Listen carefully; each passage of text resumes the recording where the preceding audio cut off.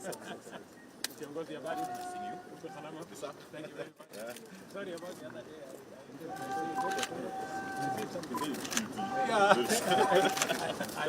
I went minority. How are you? Morning. Habari yako?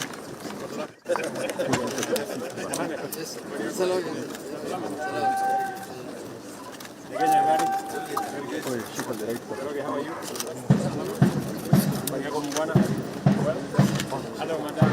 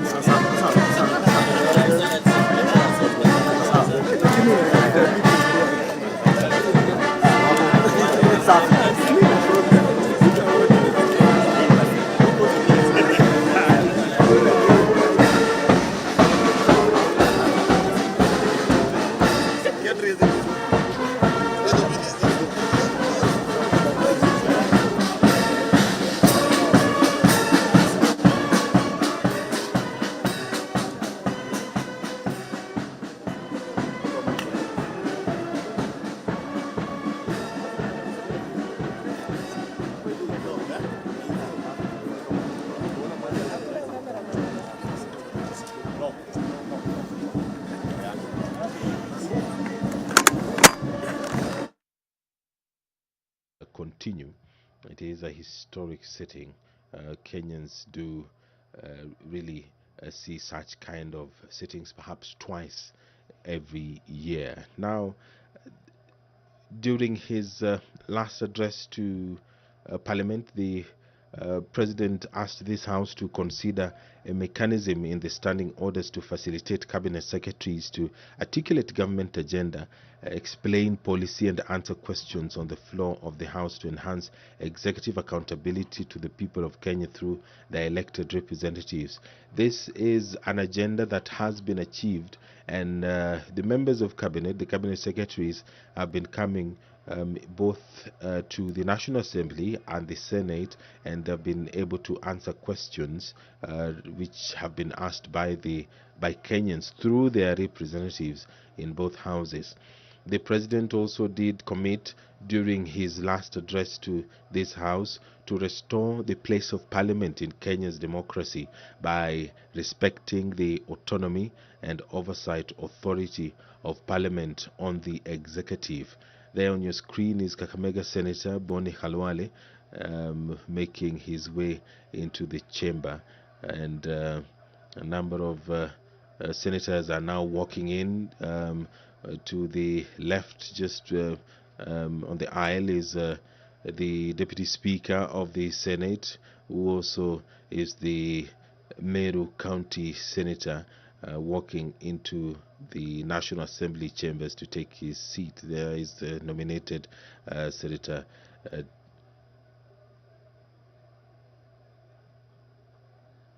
This special sitting of Parliament was communicated both by the Speaker of the Senate and the Speaker of the National Assembly, and the President is expected to address it any moment now. When he last addressed Parliament, the President pledged to scale up productivity in agriculture and make sure that every Kenyan farmer, fisherman and pastoralist contributes to sustainable economic growth by contributing to adequate and affordable food. He also did pledge to allocate 50 billion shillings every year to the Hustlers Fund, from which micro, small and medium enterprises would access affordable credit to start and expand their businesses. The President said that there was tremendous opportunity for Parliament to fully take up its role in resolving the systemic issues that limit access to affordable homes and affordable financing. He did call Parliament to be at the center of ensuring that Kenyans have access to affordable homes, and perhaps that is another topic that the head of state might revisit, so that he updates the country on what has been done so far to ensure that Kenyans have access to affordable living. We have seen the launching of affordable housing projects. Today, the president was in Ndumiriri to inspect such a project, and he has on many occasions talked about the need for Kenyans to afford decent living, and Kenyans are already contributing to that every month. There are some deductions that are going towards the affordable housing. The president, when he last addressed Parliament on 29th of September, did speak about electricity, that the government shall facilitate the development of innovative and effective modalities to provide better off-grid systems, including enabling consumers to form small cooperatives for that purpose. We may perhaps revisit this and update the country on what has been done so far. And it is not just about infrastructural development. The president will update the country on what is being done to ensure that Kenyans uphold our national values. Those are some of the things that the head of state is expected to address in his speech this afternoon to this joint sitting of Parliament. In his previous address, he did speak about health, where he said that Kenya is bound by duty to take measures to make universal health coverage a reality and liberate Kenyans and their families from the threat harrowing poverty that stalks them every time a family member falls seriously ill. In the plan, then, he said that through the support of Parliament and through the support of all Kenyans, the government will restructure the primary healthcare system so that it puts more resources into promotive, preventive, and early diagnosis of diseases. That is one of the agendas of the Kenya Kwanza administration, and we did see a number of steps being taken both by the executive as well as Parliament to ensure that this is achieved, the universal health coverage is achieved in the country. When he also addressed Parliament last time, he did talk about the realization of the National Health Insurance Fund, whose restructuring is not only necessary for efficiency but also enables it become a fit for purpose social insurance scheme that caters for all, including chronic diseases. An update of that, of course, Kenyans are expecting this afternoon. The president also did address issues to do with digital technologies, which he said have become a critical player in economic growth. And what we have seen, what Kenyans have seen in the last couple of months, is the steps which are being taken by the president, of course, through the cabinet secretary for information, communication, and the digital highway, digital economy, I beg your pardon, to ensure that the country is connected digitally. The president promised to capitalize on existing technology and innovation in public and private sector to distribute the Hustler Fund as promised in the Kenya Kwanza manifesto. And he did call upon financial institutions and Kenya's young generation in innovation hubs to participate in the digital economy by redesigning their products to serve the goal of empowering millions armed with grand ideas and are only waiting for the fund to finance their dreams to reality. So Kenyans are expecting the head of state to announce the steps being taken to ensure that this is achieved.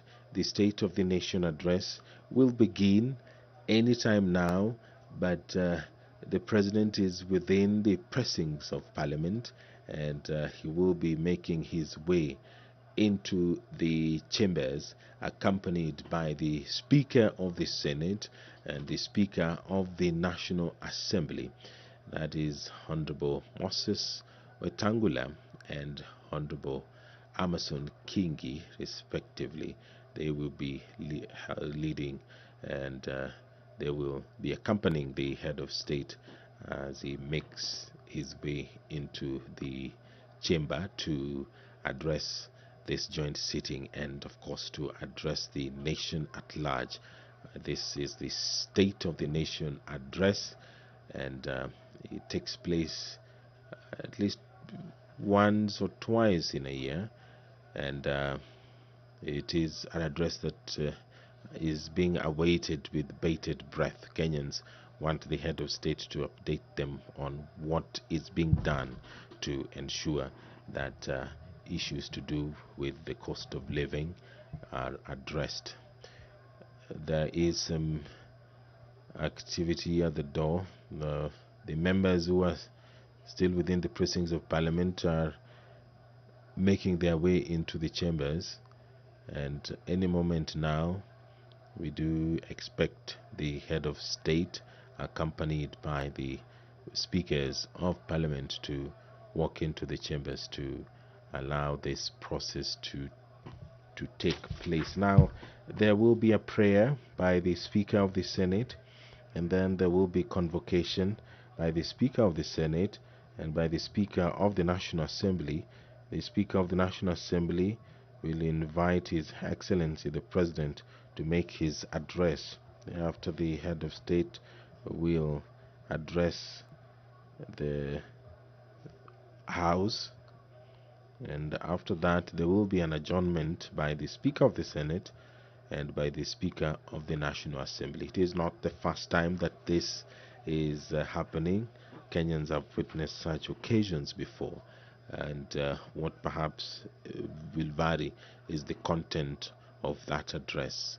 Every year, Kenya experiences unique challenges and unique types of progress, and that is what Kenyans are now waiting for, to hear what the head of state has to say regarding the state of this great nation.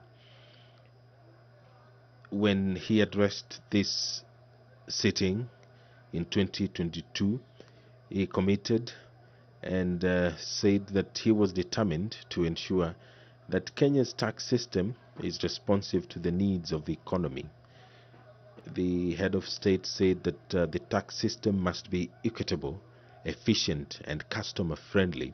He did say that the economic principles of equitable taxation require that the tax burden reflects ability to pay. He said that this is best achieved by a hierarchy that taxes wealth, consumption, income, and trade in that order of preference. He said that Kenya's tax regime then fell short of that. The president said that the government then was overtaxing trade and undertaxing wealth. He did promise to propose tax measures that begin to move Kenya in the right direction. What is the status of this? Kenyans are perhaps going to be asking those questions and hoping that they will be answered this afternoon when the head of state makes that address. And he also said in his previous address to Parliament that the government will work with the Kenya Revenue Authority on a culture change to make it a people-friendly, customer-centric organization. He was of the view that it should be renamed to the Kenya Revenue Service in line with the proposed transformation. What is the status of that? Kenyans are waiting for the president to address that, perhaps.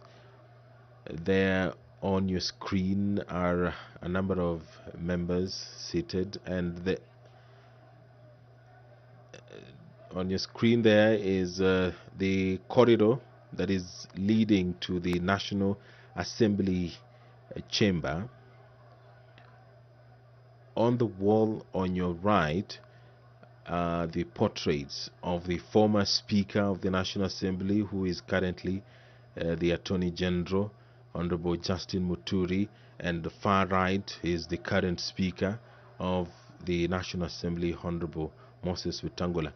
On your screen is the Sergeant-at-Arms, followed by the maces. That is on the right, the mace of the National Assembly, on the left, the mace of the Senate carried there, and the clerk of the Senate, and followed by the President, accompanied by the speakers of the National Assembly and the Senate. I will now hand you over for this live broadcast of this special sitting of Parliament. The bicameral House is sitting this afternoon for the State of the Nation address. My name is Edward Kabasa. Enjoy your viewing.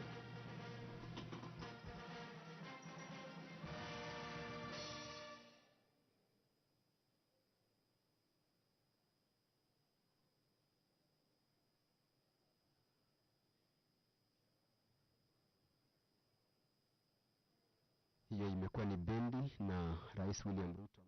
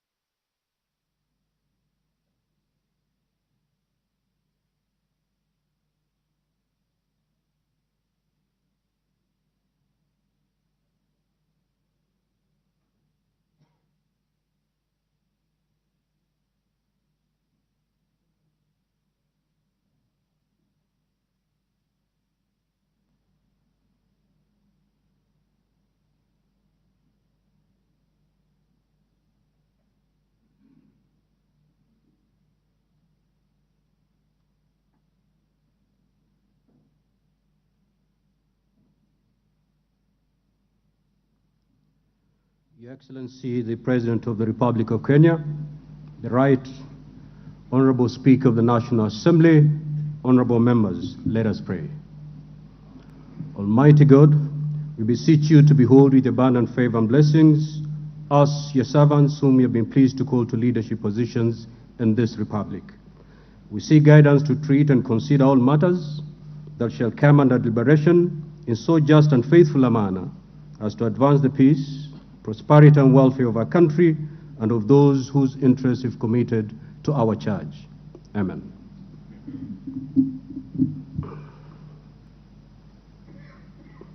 You may be seated.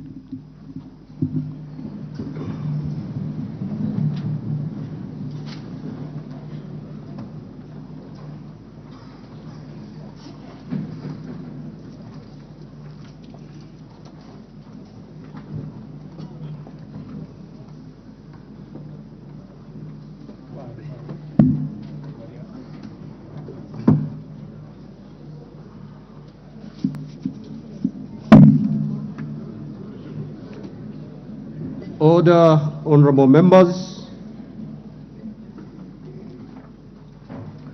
Your Excellency, the Honorable Dr. William Samoei Ruto, CGH, President of the Republic of Kenya and Commander-in-Chief of the Kenya Defense Forces, the Right Honorable Speaker of the National Assembly, the Honorable Moses Wetangula, AGH MP, Honorable Members of Parliament. Article 132(1) of the Constitution of Kenya requires the President to address the special sitting of Parliament of Kenya once every year and at any other time.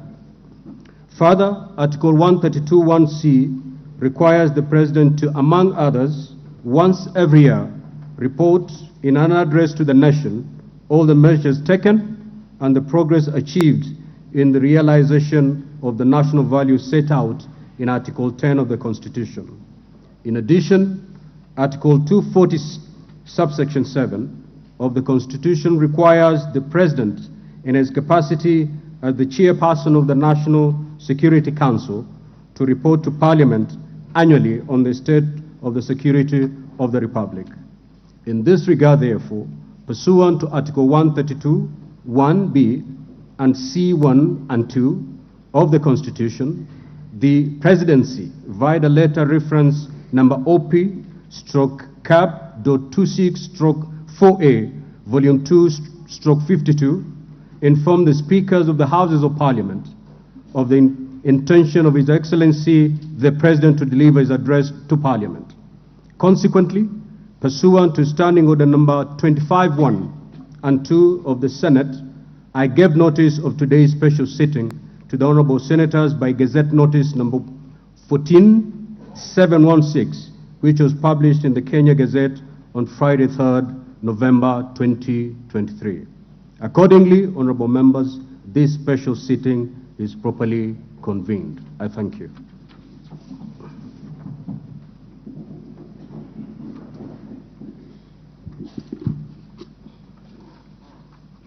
Your Excellency, Honorable Dr. William Samoei Ruto, CGH, President of the Republic of Kenya, and Commander-in-Chief of the Kenya Defense Forces. The Right Honorable Amason Kingi, EGH MP, Honorable Speaker of the Senate, Honorable Members of Parliament, members of the Diplomatic Corps, distinguished guests, ladies and gentlemen. Article 132(1)(b) of the Constitution of Kenya requires the President to address the nation once every year and at any other time. Further, Article 132(1)(c) requires the President to once every year report in an address to the nation on measures taken and progress achieved in the realization of our national values. Additionally, Article 132(1)(c) Roman 3 of the Constitution provides that the President shall submit a report for debate to the National Assembly on the progress made in fulfilling the international obligations of the Republic. In this regard, honorable members, by way of a message to the House dated 26 September 2023, His Excellency the President conveyed his desire to address a joint sitting of the Houses of Parliament today, 9th November 2023. Therefore, pursuant to the provisions of Standing Order 22 of the National Assembly Standing Orders, and by Gazette Notice number 14715, which was published in the Kenya Gazette on 3rd November 2023, I gave notice of this special sitting of Parliament to the members of the National Assembly. Accordingly, honorable members, this special sitting is properly convened. Your Excellency, in the custom of Parliament, we recognize invited guests seated in our galleries. I therefore wish to recognize the following guests who are seated in the Speaker's row. Her Excellency Rachel Ruto, EGH, First Lady of the Republic of Kenya, and other members of the First Family. His Excellency Honorable Rigathi Gachagua, EGH, the Deputy President of the Republic of Kenya and the spouse of the Deputy President, Her Excellency Pastor Dorcas Rigathi. The Honorable Musalia Mudavadi, EGH, the Prime Cabinet Secretary and Minister of Foreign Affairs. Your Excellency, honorable members, also present in the Speaker's row this afternoon are the Honorable Lady Justice Martha Kameme, EGH, Chief Justice, and President of the Supreme Court, Her Lady Justice Philomena Mbete Mwilu, MGH, Deputy Chief Justice and Vice President of the Supreme Court. They are accompanied by Honorable Justice Eric Ogola, Principal Judge, the High Court, Honorable Justice Oscar Angote, Presiding Judge in Environmental and Land Court, and Honorable Justice Brian Ongaya, MBS, Principal Judge, Employment and Labor Relations Court. We are similarly pleased to host the former Vice President of the Republic, the Honorable Stephen Kalonzo Musyoka, EGH, who is also the co-chair of the National Dialogue Committee. We are also honored to have in our midst the immediate former speakers of the Houses of Parliament, the Honorable Justin B.N. Muturi, EGH, who is the current Attorney General of the Republic, and the Honorable Kenneth Lusaka, EGH, the Governor of Bungoma County. Your Excellency, allow me to also recognize the chairperson of the Council of Governors, who is also the Governor of Kirinyaga County, the Honorable Anne Waiguru, EGH, and the Honorable Johnson Sakaja, Governor of Nairobi City County. May I also accord special recognition to all Cabinet Secretaries present, Mr. Felix Kosgei, Chief of Staff and Head of Public Service, Principal Secretaries, members of the Diplomatic Corps, and heads of constitutional commissions and independent offices present in Parliament today. Your Excellency, I wish to make a special mention of the Chief of the Kenya Defense Forces, General Francis Ogola, and the respective service commanders, the Inspector General of Police, and other leaders of our disciplined forces who are seated at the Speaker's row. We are grateful for their distinguished service to the nation. To all invited guests, karibuni sana kwa bunge. Honorable members, distinguished guests, ladies and gentlemen, it is now my singular honor and privilege to invite His Excellency the President of the Republic of Kenya and Commander-in-Chief of the Kenya Defense Forces to address this special sitting of Parliament. Welcome, Your Excellency.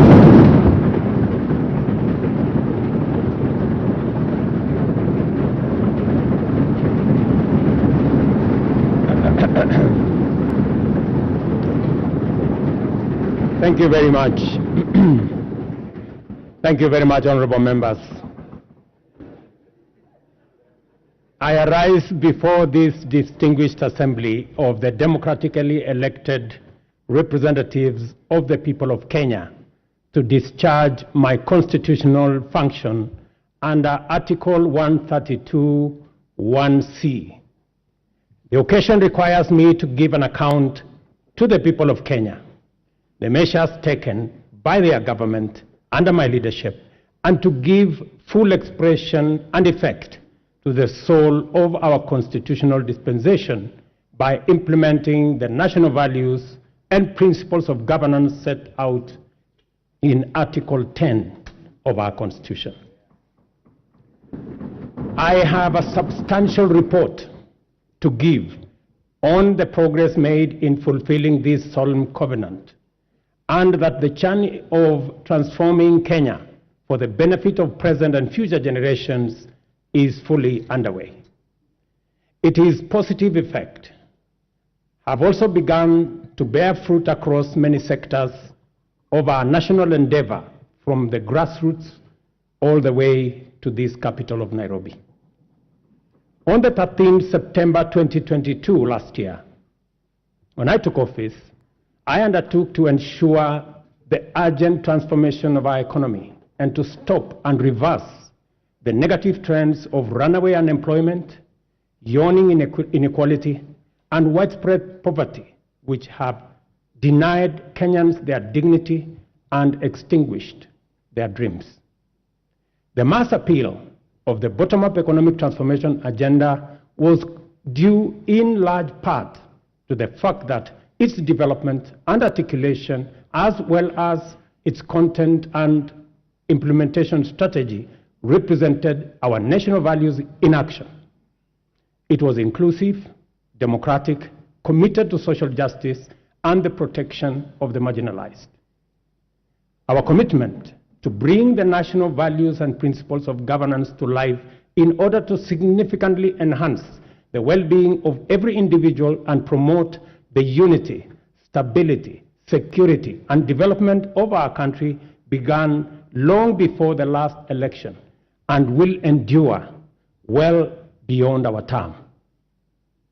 It has been my manifest intention to live up to all the commitments set out in the plan, and despite enormous challenges and tremendous difficulties, we have made encouraging progress in a positive direction. This has not only vindicated our philosophy of inclusive transformation in pursuit of shared prosperity, but it has also increased our confidence that we are on the right path and shall, in due course, deliver the transformation of our nation in full. It is important for us to point out that we began the implementation of our mandate to transform Kenya's economy from the bottom up under extreme difficult circumstances, not to excuse failure or to justify inability or omission to do the necessary work. Not at all. Rather, we do it to emphasize the significance of our progress, underscore the possibility of transformation under daunting conditions, and express well-founded confidence that when sufficient progress is made, we shall do much more and go much further in delivering the Kenya we want for our generations and also for posterity.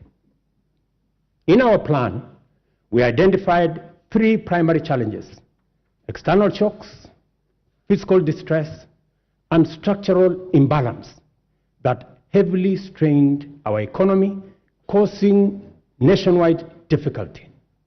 The COVID-19 pandemic, coupled with global supply chain disruptions and geopolitical conflicts, significantly raised inflation and interest rates, adversely affecting our economy, while low agricultural investment and a prolonged drought led to food shortages and made Kenya a net importer of food in a volatile international market.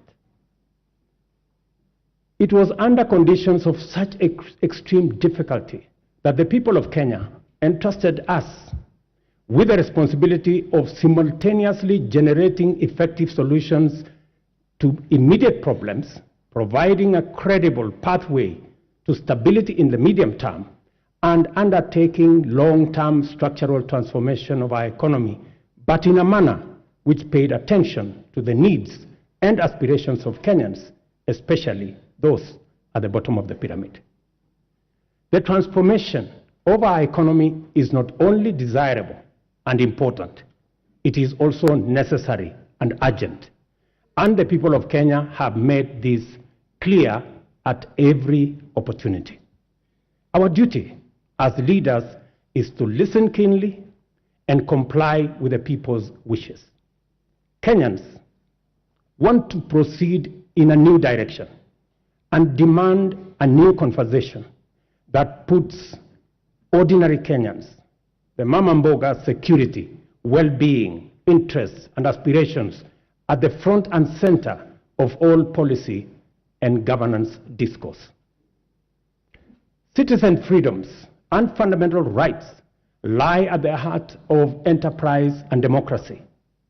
Accordingly, our governance system must be fit for purpose, able to protect people and their belongings, safeguard freedom, facilitate democracy, and promote market efficiency. To do this, law enforcement must be robust, judicial integrity, efficiency and independence, absolute, and the right to the protection of law non-negotiable and impartial. Our police service and other actors in the justice, law, and order chain, including the judiciary, must therefore be professional, independent, impartial, effective, and inspired by national values and principles of governance. In keeping with our promise to the people of Kenya, I signed important instruments on my first day on duty.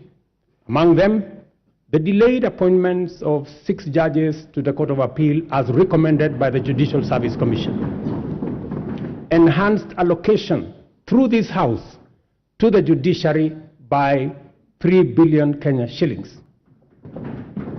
Designated the Inspector General, who is sitting in this House as the accounting officer of the National Police Service, to enhance police independence, and subsequently appointed a task force led by the former Chief Justice David Maraga to review the terms and conditions of service of members of the National Police Service. This was necessary, members, so that we can cement our place as a nation on the firm foundation of the rule of law. Together with the people of Kenya, we have changed everything. We have transformed the national political conversation from personalities to issues, from regional or ethnic largesse to opportunities for all our young people, from divisions to inclusion, and from status quo to the bottom-up economic transformation for shared prosperity. To date, Kenyans remain fully seized of the agenda, engaging vigorously and with unrelenting focus on expanding agricultural productivity to deal with the cost of living, affordable housing to create enterprise, jobs, and dignified dwellings, universal health coverage for a healthy, productive nation, and digital transformation to create e-commerce, create jobs, and make government efficient, effective, and accessible, especially government services. Also, fintechs, including the Hustler Fund, have benefited from the space around technology and the digital transformation. By virtue of the internal coherence of our constitutional dispensation, national values and principles of governance set out core directive precepts whose observance imbues every decision and action with implicit constitutionality. To the extent that our plan is aligned with Article 43, the implementation of the bottom-up economic transformation agenda is a program to intensify the actualization of national values with a special focus on citizens at the bottom of the pyramid. From the first day in office, we have worked hard every day to move our agenda forward amid many challenges to forge a path in the direction of progress. This is the essence of our commitment, to make progress despite challenges and move forward by overcoming great obstacles. We must never be defined by our problems, and Kenya's destiny cannot be derailed by our challenges. Honorable members, the cost of living is not an abstract phenomenon. It is a reality experienced by households, which can be addressed through practical action and effective measures. One of the most salient interventions in addressing the high cost of living is the strategy to support agricultural production throughout the sector, ranging from food and cash crops as well as livestock value chains. I am committed to put the shame of hunger behind us once and for all. We rolled out a countrywide farmer registration and fertilizer subsidy program that has made available 5.5 million bags to farmers across Kenya. We have progressively reduced the cost of fertilizer from 6,500 to 2,500, increased maize acreage under production by an extra 200,000 acres this year, and enhanced maize production by an additional 18 million bags this year. As a result of these interventions, today, a 2-kilogram packet of maize flour is selling at a low of 145 and a high of 175, depending on the brand you buy, down from 250 shillings a few months ago. The famous gorogoro of maize is selling at between 60 and 75. Honorable members, you know how much it costed a few months ago. We have also established 22 new fish landing sites in 9 counties in Nyanza and the Coast region. We have funded and organized beach management units into cooperatives, set up 2 hatcheries in Kabonyo in Kisumu County and in Shimoni in Kwale County. And we are in the process of completing Liwatoni fish processing plant in Mombasa by end of next month, and Shimoni Fish Port by the end of next year. Again, to bring our blue economy resources into the realm of food production. To achieve efficiency, transparency, and accuracy in fertilizer distribution, we enrolled farmers on a digital register with accurate details of the location and acreage of their agricultural land holdings. This database enabled us to implement an e-voucher system through which farmers receive their fertilizer consignments for planting and top dressing of maize, tea, coffee, rice, potatoes, cotton, edible oils, sugarcane across the country. Our farmers are the best people to speak about the success of the fertilizer program. Yesterday, I spoke to several farmers in different parts of the country. Ms. Alice Nato, a single mother in a place called Milo in Bungoma, told me that the 2,500 fertilizer had doubled the yield in her farm from 52 bags of maize last year to 120 bags of maize this year.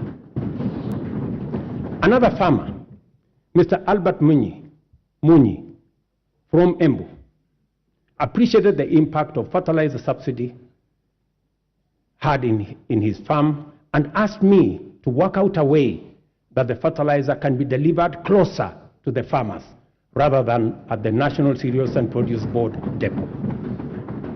I assured him that I will work with the governor of Embu and with all governors to actualize his proposal for him and for other farmers who believe the same.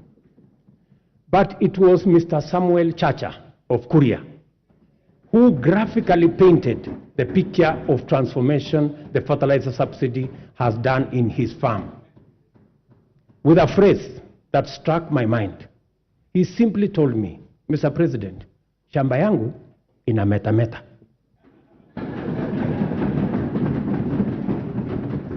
Further, we have made adequate arrangements, including investment in necessary infrastructure to facilitate post-harvest management and to prevent post-harvest losses. 17 certified warehouses jointly managed by the National Cereals and Produce Board and the private sector owners with a combined capacity of 365 metric tons or 4,090,000 kilogram bags have been prepared in the maize growing areas. The National Cereals and Produce Board shall provide a subsidy maize drying service to farmers at a fixed cost, as was announced by the Minister, of Kenya shillings 70 per bag, which is a significant improvement from the previous rate of Kenya shillings 350 per bag.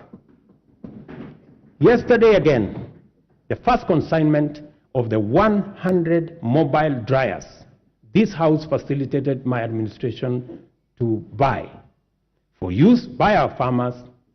I announced to you yesterday the first consignment of the dryers docked in the country. Additionally, we are enhancing dairy productivity for better farmer returns. The government, working with milk processors, and I had a long conversation with them in Nakuru, We are mapping the country to ensure coolers are supplied where they are needed. Soon, farmers will be paid based on milk quality, boosting incomes, and they can also enjoy global market access. Our reforms in the coffee sector are bearing fruit, with our farmers set to earn 4 times advance pay for their crop from a low of 20 to now Kenya shillings 80, following the allocation of Kenya shillings 4 billion from the Coffee Cherry Fund that was ably facilitated by this House. Coffee reforms regulations will give farmers the necessary representation and weight at the national coffee auction. It is my intention to make sure that the auction operates with farmers at the center of it. These measures are expected to aid ongoing efforts, including expanding production to new counties and double coffee output in the next 4 years. The government of Kenya is currently restructuring public sugar mills, expediting the leasing of 5 companies for rehabilitation and expansion to boost industry competitiveness before the Commercial Sugar Safeguards expire. The objective includes creating a competitive sector, raising farmer incomes, and enhancing productivity. This House agreed with my cabinet that we waive Kenya shillings 117 billion non-performing debt for government-owned sugar factories, for which I am grateful to this House. This House also approved 1.7 billion shillings that will go into paying farmer arrears and other complications that arose out of the challenges our sugar sector was facing. I want to promise this House that in the next couple of weeks, we shall be dispersing that money so that farmers in the sugar growing area can go home for Christmas with their money. As earlier indicated, our public borrowing had long crowded out the productive sector from the financial markets, raising the cost of credit and slowing down trade and commerce. As I told Kenyans on my first day in office, times were difficult and many people are struggling, and necessary and effective sustainable solutions were urgently needed. We must admit, honorable members, that as a country, we had been living large and way beyond our means. The time has come, therefore, to retire the false comforts and illusionary benefits of wasteful expenditure and counterproductive subsidies on consumption, by which we dug ourselves deeper into the hole of avoidable debt. The new direction may not be easy, but it is ethical, responsible, prudent, and most importantly, necessary. We've had to take hard decisions and make painful choices because we owe it to the people of Kenya to do the right thing and to confront facts as they are without flinching or equivocating. We have worked hard at home and abroad to mobilize a broad coalition of bilateral development partners. Many of them, I see them in this House, multilateral development banks and other agencies, which have rallied to pull our country back from the brink of debt distress and set us today firmly on the path towards sustainable economic growth. Our efforts to stabilize the situation have yielded such progress that next month, in December, we will be able to settle the first Kenya shillings $300 million or 500 billion Kenya shillings installment of the US dollars 2 billion Eurobond debt that falls due next year.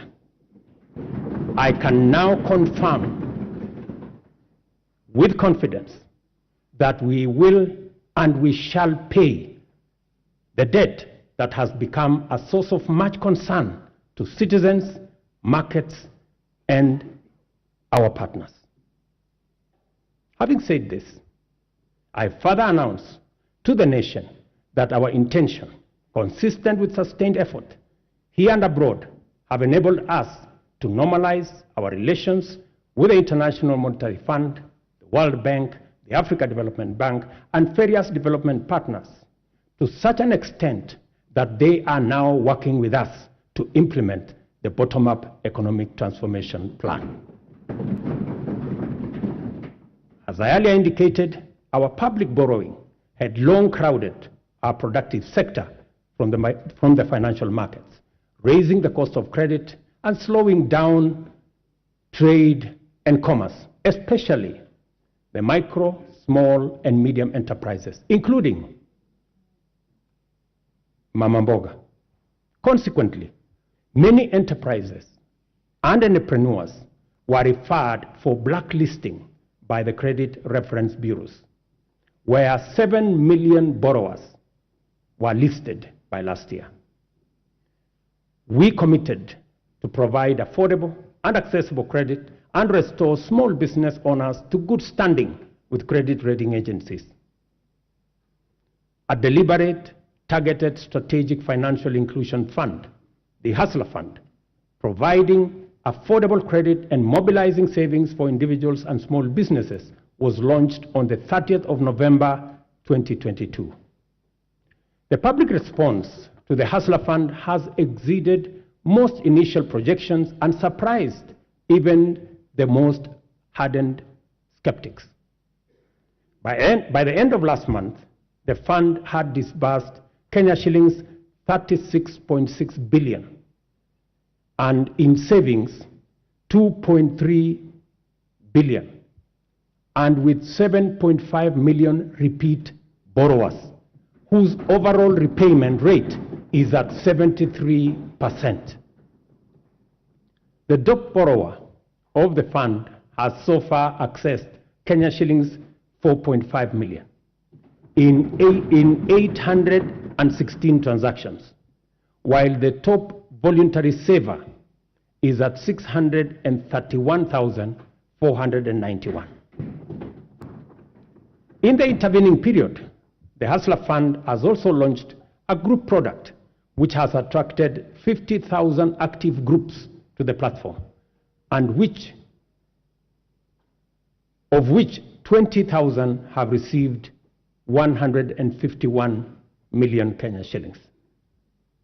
The Hustler Fund has provided us not only the huge pent-up demand for affordable credit, but also the readiness of Kenyans to express or to embrace credit and savings and to pay their loans on time with minimum prompting. The notion that Kenyans are not creditworthy or are high-risk borrowers is nothing more than an unjust financial profiling, which has, in many instances, become a needless, self-fulfilling prophecy. Yesterday, when I called Harrison Karisa Kenga, a tuk-tuk operator in Mombasa, who has accessed 714,000 from the Hustler Fund, he suggested to me to find a way to have the fund provide asset financing so that he can buy for himself a tuk-tuk, because the one he had was not his.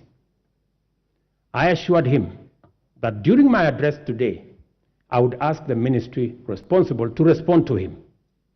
Consequently, I hereby direct the Ministry of Cooperatives and MSMEs to expeditiously engage Mr. Kenga. I will give you his telephone number. The impact of the Hustler Fund is summarized by a story of a Mr. Sospita Ondiek from Kisii. I suggest that the Kenyan film industry should look for him so that he can tell you his full story. Mr. Ondiek has a plumbing and tiling business in Kisii. And through the Hustler Fund, he has accessed 1.7 million.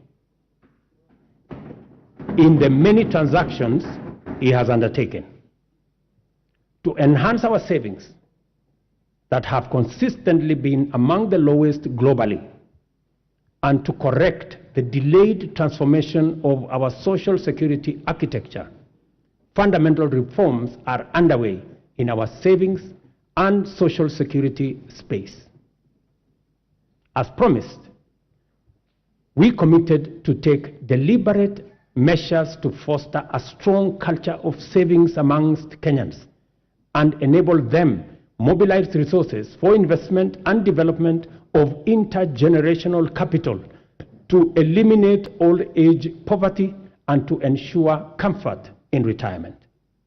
Until recently, the rate of Kenya's public pension saving stood at 1.4 billion shillings a month, which is the lowest in our region at only 12.5% of our GDP. As a result of our initial interventions, the savings situation in Kenya is changing for the better. Contributions, honorable members, to the National Security Fund have grown from 1.4 billion shillings in January to 6.5 billion shillings every month this month. The implication of this growth in our national savings is that it will significantly consolidate our nation's ability to invest in development using domestic resources as opposed to us going to borrow other people's money when they save. Honorable members, majority of Kenyans live in their own rural homes, even though many experience land and settlement challenges, including landlessness, insecure land tenure, and perennial squatter problems. Acute housing challenges are principally an urban phenomenon, and they present a serious threat to health and safety as well as dignity of people, particularly low-income earners. The proliferation of slums in our urban areas indicate the extent of this serious problem and the urgency with which it must be addressed to enable Kenyans have greater choice in leading dignified, safe, and healthy lives affordably. Low supply of affordable housing units in Kenya is acute, making rent a huge component of the cost of living for many households. The increase in affordable housing units is a strategic intervention to not only supply affordable dwellings for Kenyans, but also as a means to reduce the cost of living. 3 categories of houses will be supplied by this program: social housing, affordable housing, and for the rest, market rate housing. Interest on financing is where we intend to make the big difference. Interest at the moment, as all of us know in this house, is at almost 18%. But under this program, all interest should be or will be at single digit. For social housing, the interest will be at 3%. You know, honorable members, that we all get 3%. So even the people in the social space, they also deserve to get 3%. Those in the affordable housing space will get 6%, and 9% for the people in the market category. The affordable housing program has received tremendous support from county governments across Kenya. And I want to thank governors, and I know the chair of the Council of Governors is here, through her, all governors who have worked with us to make sure that this program becomes a reality. The construction of 46,792 units in various parts of Kenya is already underway, while another 40,000 are ready to commence in a couple of weeks. 50,000 Kenyans are working. People who were previously unemployed, They are now engaged directly and indirectly in this enterprise, and the numbers will significantly increase as the projects move into the next phase and as we roll out many more units. A total of 746,795 housing units are in the pipeline as I talk to you, under various stages of delivery. More jobs are being created with the formalization of the Jua Kali clusters, providing products like doors, hinges, and windows. And this morning, as I visited one of the sites that I went to launch the construction in March, I was amazed that a site that was flat in March today, and I was with the Member of Parliament for Ruiru, today has 11 block units, almost at 60% complete. And I also met the Jua Kali cluster for Ruiru, and they have been given a contract of 140 million to be able to supply doors and windows. Architects, engineers, quantity surveyors, masons, electricians, plumbers, transporters, steel and cement factory workers, and hardware merchants will be partakers in this transformative plan. I spoke to Moses today at the site in Ruiru, an electrician, and he told me out of the 1,700 workers in the site today, he was in charge of 114 electricians who are engaged in that site. And he asked me, Mr. President, make sure the next site is ready for us, because we will finish this ahead of time. Let me also say, we are constructing 400 markets across Kenya to provide Mama Mboga with a dignified working environment, complete with water, electricity, and other amenities. And I want to thank members of this House for participating in various ways and working with us and also with the counties in identifying the right locations for these markets. Ladies and gentlemen, honorable members, our education system must develop a formidable reservoir of skill, talent, highly competitive and innovative human capital to support our vision of an economically transformed Kenya. Within weeks of taking office, I appointed the Presidential Working Party on Education Reform, led by Professor Raphael Munava, my former teacher, who provided clarity on transition to the new competence-based curriculum and made further recommendations on necessary reforms in our education system from early childhood all the way to the tertiary levels. The Working Party concluded its work and submitted a report whose recommendations are already being implemented. The urgent and vexing question of transition to junior school has been settled, and the Kenya Primary School Education Assessment will be used for the exclusive purpose of monitoring learners' progress and not for placement in any grade. In keeping with our commitment, 56,750 new teachers have been employed. I'm sure the Honorable Milemba can confirm this. While 8,200 primary school teachers were retrained to equip them with capacity to effectively deliver learning and teaching at junior school levels. With changes to the entry requirements for teacher training colleges, admission has increased by 300% to now 20,456 trainees. I was privileged to be in Kwale last week to open the Kwale Teacher Training College. which had only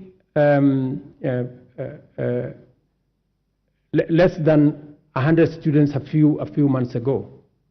And when I went there, the principal told me that the numbers have increased 4 times.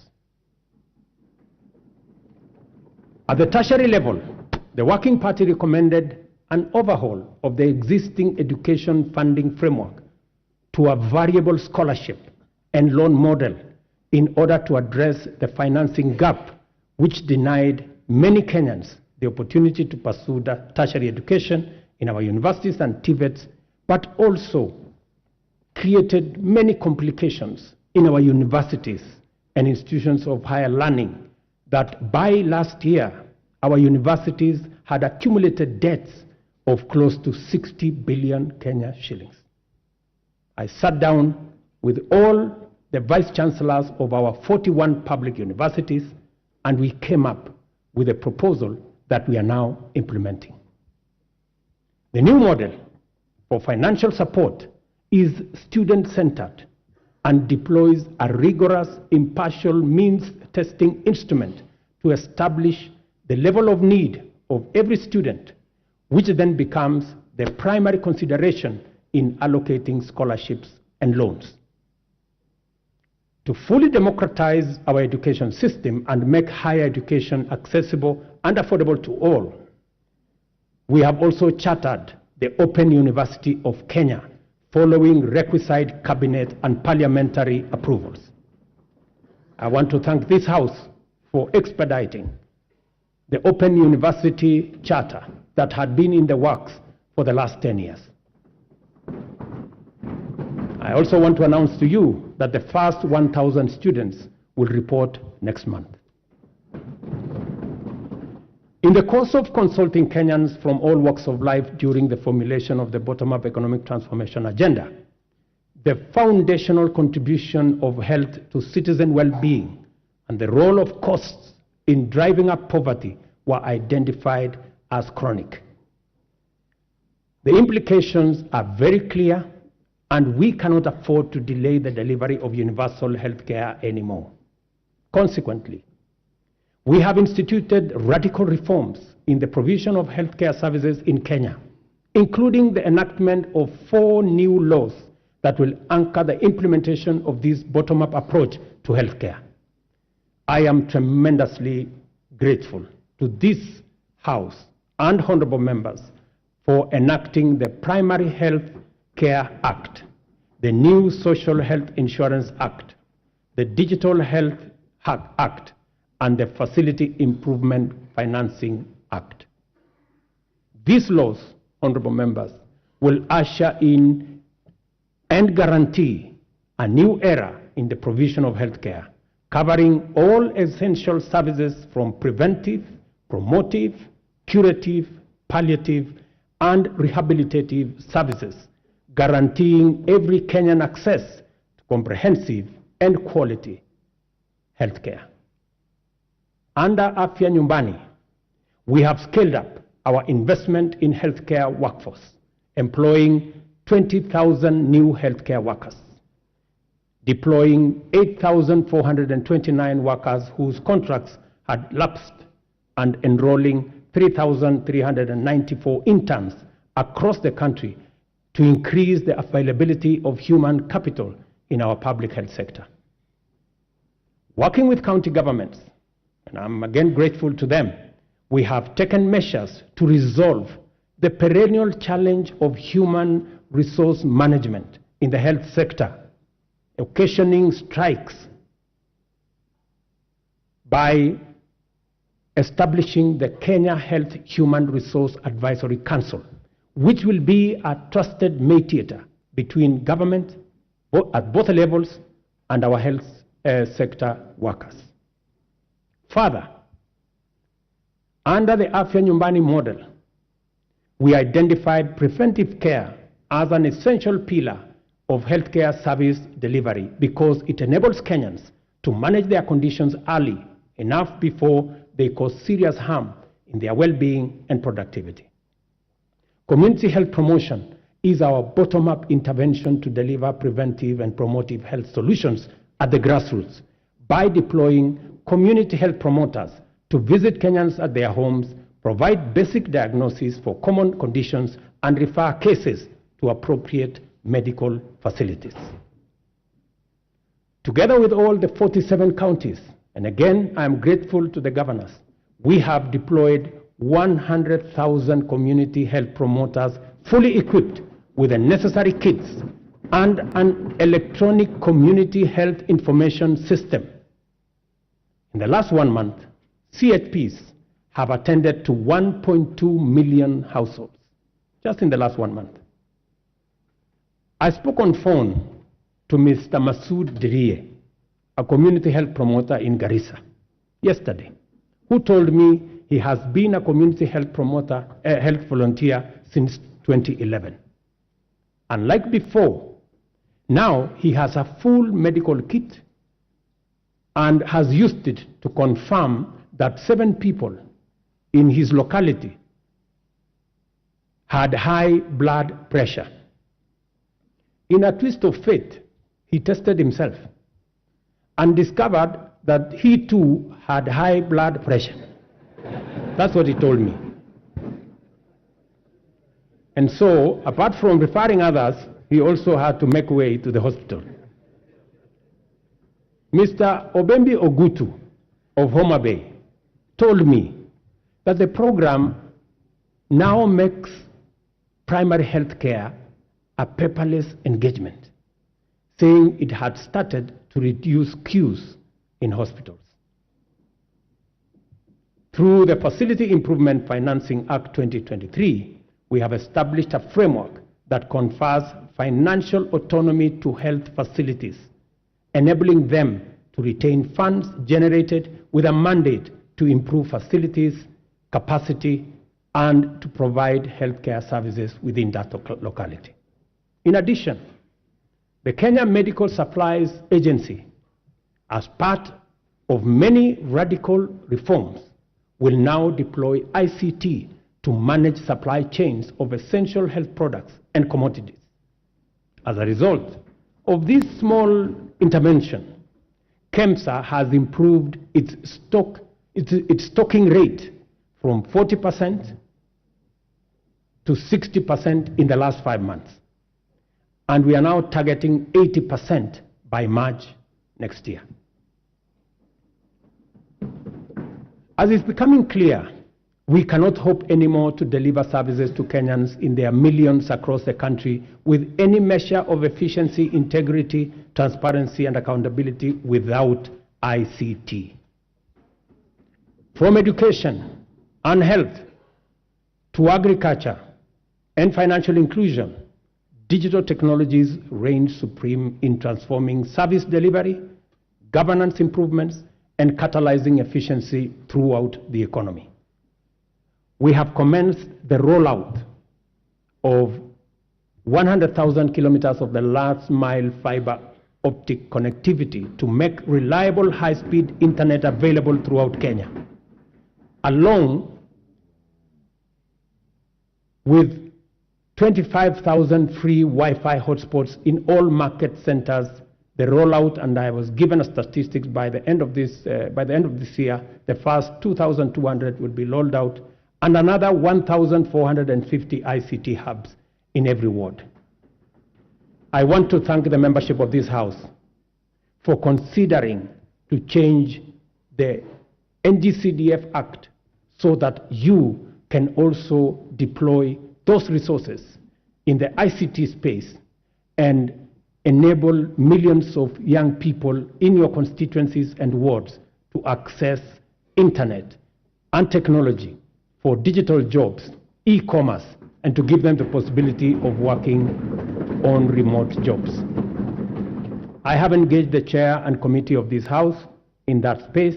We have agreed on the model of how the ICT hub will look like, and I am truly grateful that Parliament came through and considered changing the law so that we can work on this together.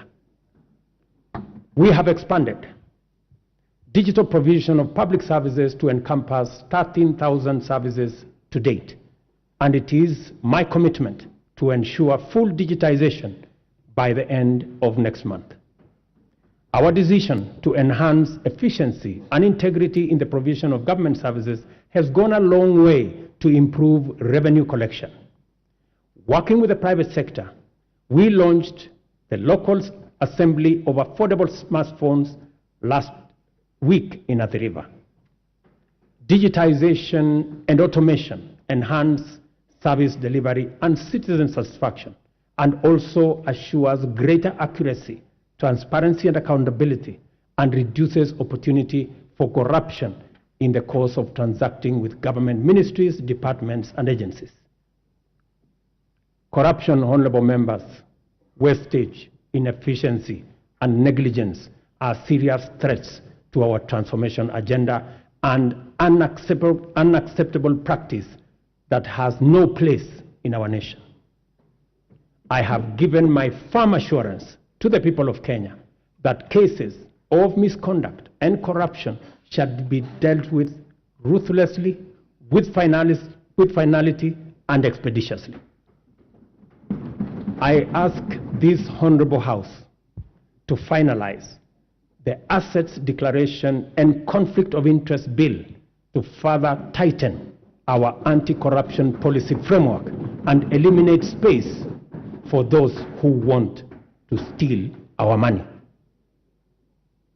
The security and safety of all citizens is our foremost commitment and most fundamental obligation, without which every other endeavor is not possible. The reason why Kenya has continued on the path of steady progress is that we have maintained stability, peace, and security by affirming our territorial integrity and maintaining internal tranquility. This is not to say our country has not had its share of security challenges. The specter of terrorism is a continuing threat that we must remain constantly vigilant against. Pockets of banditry, cattle rustling, and armed lawlessness have besieged and devastated communities in the North Rift, Northeastern, and occasionally parts of Eastern and the coast regions.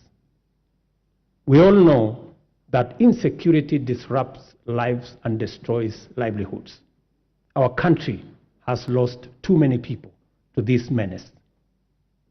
Many children have been orphaned and missed school, and many families have been displaced because of lawless men taking up illegal arms and waging war against communities. The government exists to ensure that those who challenge our sovereignty, territorial integrity, national security, and the safety of the people of Kenya are expeditiously countered and rendered harmless. We have therefore taken firm and decisive measures to deal with the challenge of banditry, armed crime, cattle rustling, and other forms of impunity in all parts of the country, beginning with a successful security operation to restore calm in the North Rift. We have been systematic, focused, thorough, unrelenting, and totally committed to removing for good all threats to lives and livelihoods of Kenyans. I know there are pushbacks from the criminals, but I want to assure the honorable members of this House that we will be unrelenting, and until it is done, it is not done. In discharging this commitment, we have been mindful not to use security imperatives to commit impunity, including misuse of resources and extrajudicial infringement on freedoms and fundamental human rights of citizens.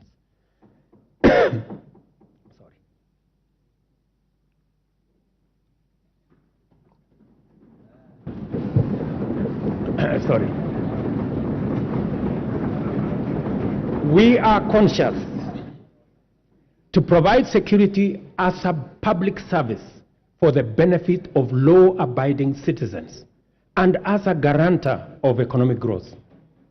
Therefore, our security services have been committed to a citizen-centric, rights-focused, inclusive, and community-based security strategy. I am therefore quite clear that there exists no tension between the effective delivery of security services and the upholding of human rights and fundamental freedoms. We can be, and therefore must be, secure, yet free and democratic.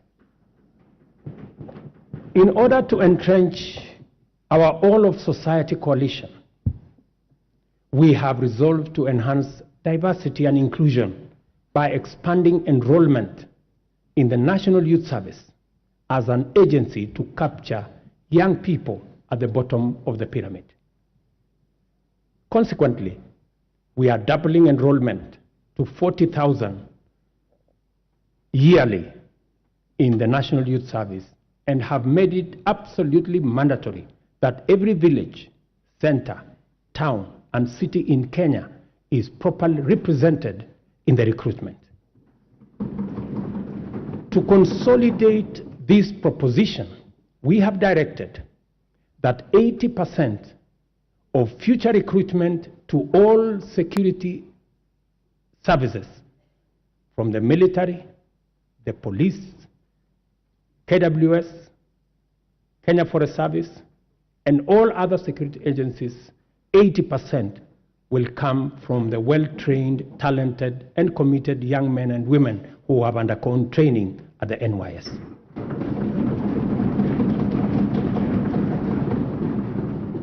Kenya finds itself continuously summoned to its duty of care to serve as a reliable anchor to our region's security, peace, and stability. We continue to answer our historic, moral, and strategic responsibilities to deploy our resources in solidarity with our region in general and our immediate neighborhood in particular. To prevent the imminent collapse of Goma in eastern DRC, which we have had would have had serious consequences for the wider East African region, we deployed our troops under the East African Community Regional Force. We have continued to anchor the fight against Al-Shabaab in Somalia under the Africa Union Transition Mission in Somalia. The Kenya Defense Forces continues to make Kenya proud, and I salute them. It is our firm position that only a democratically accountable system that is sensitive and responsive to the adverse and diverse composition of Sudan can secure that country. Given the regional interconnectedness, together with the Kingdom of Saudi Arabia and the US, we have engaged the Jeddah process as IGAD to fashion a framework that will be best placed to successfully deliver peace in Sudan. Honorable members, our economy is firmly interconnected with regional, continental, and global economic systems. Our security and stability is likewise integrated with those of our neighbors. Kenya has a fundamental, essential, legitimate, and clear interest in conducting robust diplomacy in form of bilateral and multilateral engagements. For the last 12 months, we have continued to fulfill our international obligations through Kenya's leadership in the international arena. This is underscored by the high-level summits Kenya has hosted and participated in. Kenya successfully hosted the inaugural first-ever Africa Climate Summit. We also hosted the 43rd Ordinary Session of the Executive Council, the 5th Mid-Year Coordination Meeting of the Africa Union, and the Regional Economic Communities, and the first-ever African edition of the Berlin Climate and Security Conference in Nairobi. All these summits have brought into our country about 30 heads of state and government and over 30,000 delegates from different parts of the world. The government has made deliberate efforts to harness the immense and potential of Kenyans also in the diaspora. Indeed, I established the State Department of Diaspora in the Ministry of Foreign Affairs so that they can fully participate in the affairs of our motherland. I have committed to work collaboratively, consultatively, and collectively with the counties and all Kenyans to uphold our cherished national values as human dignity, equity, social justice, national unity, inclusiveness, integrity, good governance, transparency, and accountability. I encourage all honorable members and indeed all Kenyans to embrace an open mindset in regard to national strategic interests and to leverage on our rich heritage and diversity. One of the greatest strengths of our country is our capacity to devise bold, unprecedented solutions to our threats and challenges, create imaginative strategies to avert danger, and chart new paths to deliver us from adversity. There is no doubt that our nation has been confronted with immense pressure emanating from political misunderstandings sometimes and electoral disagreements. And it is because we have a robust democracy, which we are very proud of. Such pressure can disrupt lives and livelihoods and undermine our economy. Thankfully, Kenyans always find the moral strength and political imagination to reach across the political divide and engage in dialogue in the spirit of goodwill, fraternity, and commitment to the national interest and the welfare of the nation. It would be, honorable members, remiss of me not to mention the ongoing bipartisan process of national dialogue that has enabled our leaders to find common ground on many of the issues whose resolution will accelerate our transformation, deepen our democracy, and enhance national unity.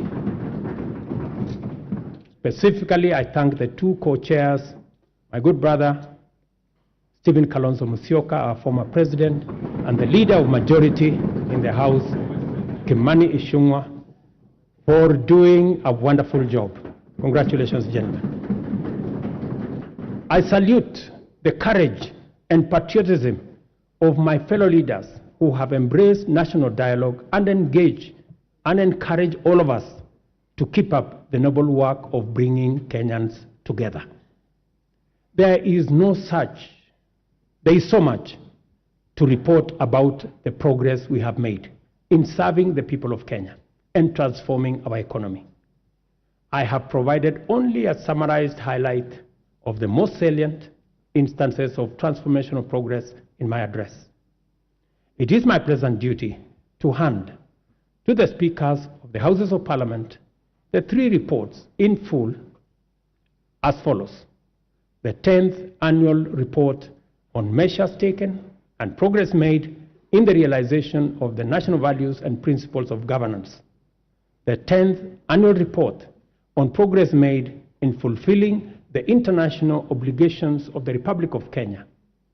Number 3, the 10th annual report on the state of national security. I will not hesitate to acknowledge with profound humility that a lot of the successes we have achieved in delivering the bottom-up economic transformation agenda was due to the patriotic support and solidarity from members of this House, both in the Senate and the National Assembly.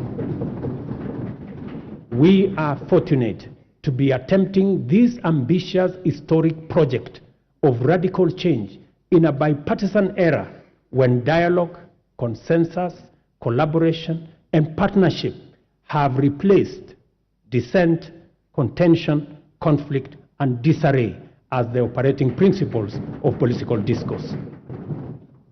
Issue-oriented politics, honorable members, is not just a democratic necessity and a pathway to sustainable transformation. It is the most effective way of mobilizing diversity for collective national good. As the world reels from the destructive assaults on democracy and the relentless subversion of human dignity, freedom, reigns supreme in our land, and our democracy grows deeper and more robust by the day.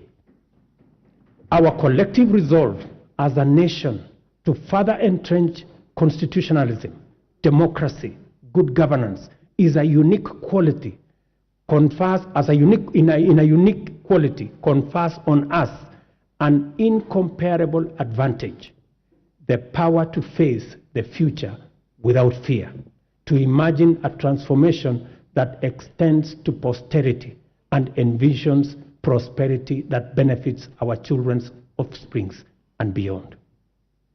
As long as we put the welfare of the people of Kenya as our central agenda and play our respective roles in ensuring that government is effective and accountable, efficient and transparent, Kenya's best fortunes are well within our reach. I am persuaded, honorable members, beyond any reasonable doubt, that we shall achieve transformation beyond our wildest dreams within this generation.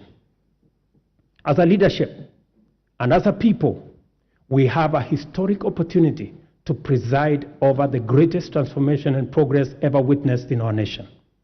Kenya is a nation of brave, hardworking, enterprising people who are determined to prevail in the struggle for economic freedom and win the race for prosperity. In a nation like ours, great deeds will be accomplished whenever and wherever opportunity exists. This is why the hard work we have done is already showing the promise of abundant fruit. We have laid a firm foundation for rapid development, and Kenya is no longer on the marks. The state of our nation at this moment in time is prepared, all set, and ready to go. I thank you, God bless you, and God bless Kenya. Thank you very much.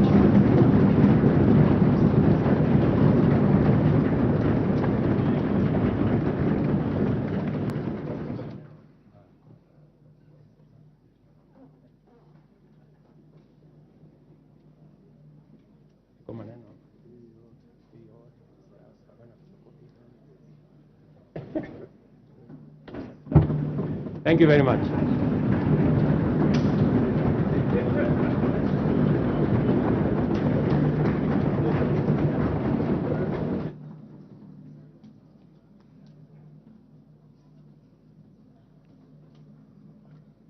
Honorable members, please be upstanding.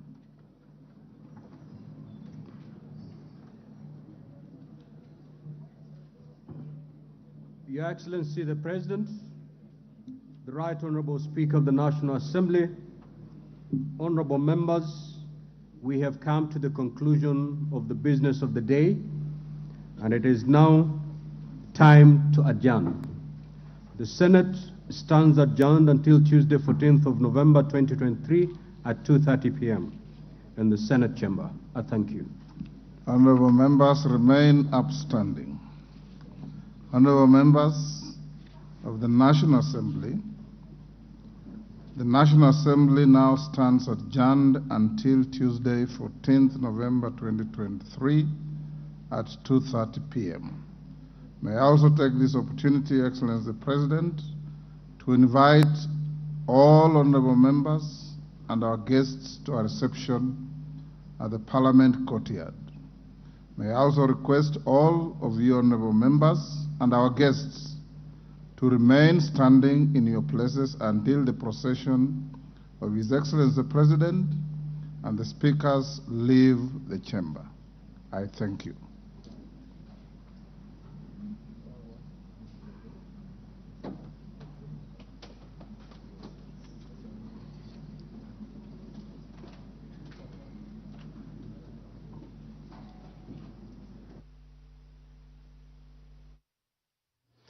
You have been watching a special coverage of the proceedings of Parliament of Kenya, a joint sitting of the National Assembly and the Senate, where the President of the Republic of Kenya, Dr. William Samoei Ruto, has issued the State of the Nation address. This live broadcast has been brought to you by the Parliamentary Broadcasting Unit in conjunction with the Kenya Broadcasting Corporation. My name is Edward Kabasa. Good evening.